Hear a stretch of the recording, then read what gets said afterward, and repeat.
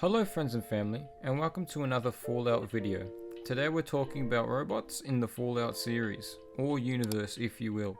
In the wonderful Fallout universe, there is numerous amounts of robots of all different shapes, sizes, and sometimes intelligence. Most robots only have basic programming, but there are select few who have a touch more intelligence than others. In every Fallout game, all robots are pretty much the same, in the way that they have a preset emotion, and there is nothing that can really be changed by the player to influence them or to change the way that they are, or how they function. Some robots have a very noticeable personality, like Mr. Handy's, but then there's robots such as the Protectron, which lack any form of real personality at all. They are just there to serve one purpose, which is obviously to protect whatever they have been programmed to protect. Before we begin, I just want to say thank you all so much for all the likes, comments, and just views in general. I love making content for you guys, and the more I get, all these subs and everything really makes me so happy to keep doing YouTube. So thanks again, and let's get back to the video. In total, there are 48 types of robots in the Fallout universe. Now I could state them one by one, but instead I'm going to talk about some significant robots only for now, and I will do more in future videos. To be honest, my favorite robot of them all is our boy Codsworth. Codsworth is a Mr. Handy and has male programming. He is affiliated to Nate and Nora in Fallout 4, and his role for the family is to be a butler, and then he becomes a companion later on. Codsworth was purchased by the family in around October 2077 when the bombs fell. In 2077, he was left behind as he was denied entry to Vault 111 and was left at home for 210 years until either Nate or Nora met with him again when he can become a companion rather than a butler. This is interesting as it shows that these robots are capable of practical thinking and helping in dire situations, and even though he was programmed to be a butler, Codsworth can change to a more protective bot, which is similar to Mr. Gutsy, who is a pre-war bot made the same exact way as Mr. Handy, a few differences where they had weapons and a touch more armor. But they have a more of aggressive programming.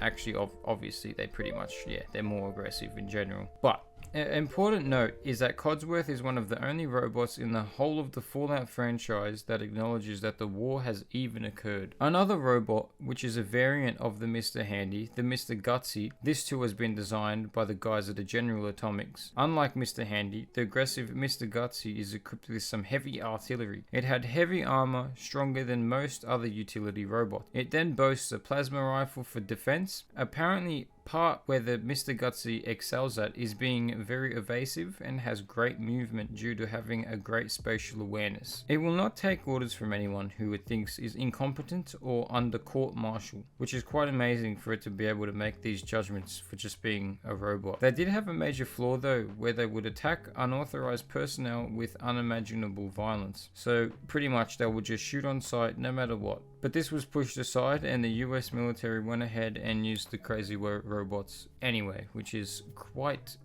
crazy to think about.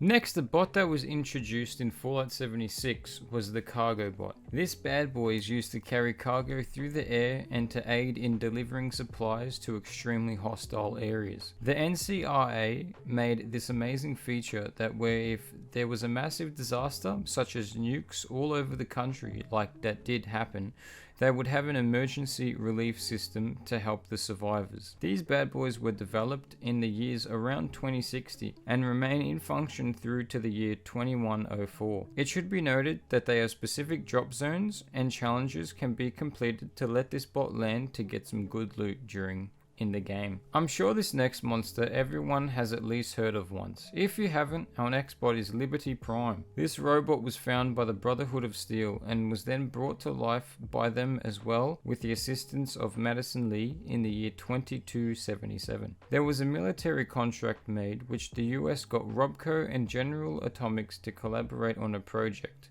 The goal was to make the most powerful robot in history of warfare. This started at 2072. In the words of a man named Constantine Chase, Liberty Prime will be the very embodiment of American military might, a walking nuke-tossing hero who will remind the world what it means to be a superpower. This is a crazy idea for a robot, to be honest. Imagine just sitting at home one day and thinking that you want to make a robot that throws nukes. What the fudge?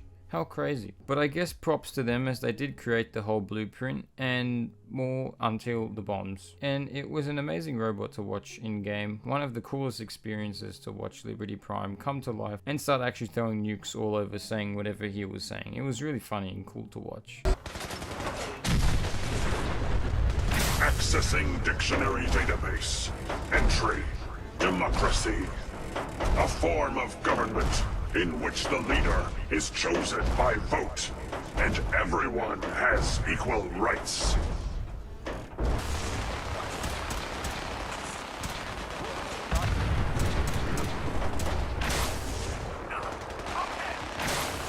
We will not fear the Red Menace. Tango down. If you guys are interested, I'd be more than happy to do a video covering more on Liberty Prime. Last but not least, for this video is the boy, the Assaultron. This scary fucker was made by Robco Industries, and it was invented to give you nightmares. This thing scares the living shite out of me. I don't know why. I think it's because of its ability to just chase you down, and it's pretty much great at all-around combat. Robco sold the Assaultron to the US military to be used as a frontline combatant. It's highly deadly on melee and has great long-range beam that is shot from its head. Like all robots though, the head is the strongest point. The best models, in my opinion, are the ones which have the ability to go completely stealth by going invisible, in the same way that a stealth boy would work. There is only 3 variants of the Assaultron. The first is just the regular schmegular. Then there is the Assaultron Dominator. This boy has 2 swords for hands. The Dominator has the ability for complete stealth going invisible, unlike the regular variant. The third is the Imposter Sheep Squatch Assaultron. This one is actually pretty cool. It was developed by Calvin Van Loo, and he built this to try and find the Sheep Squatch cryptid. Ultimately, this project went wrong and Calvin got killed by the robot he created. Then the robot escaped and was destroyed in the year 2104 by Paladin Romani and a Vault 76 Dweller. Anyways guys, remember to like, subscribe and comment if you have enjoyed this video. I enjoyed making this video. It took me probably like 5 hours to complete this. I've never really done a video like this. Actually, to be honest, it probably took me upwards of 7 hours because I've never done it. I'm just taking it slow, whatever. But it has been enjoyable. Let me know if you'd like to see more of these types of videos. I'm more than happy to do more of these. Yeah, if you're feeling like subscribing, chuck a subscribe. Yeah, thank you all, and I'll catch you guys in the next one. Ciao.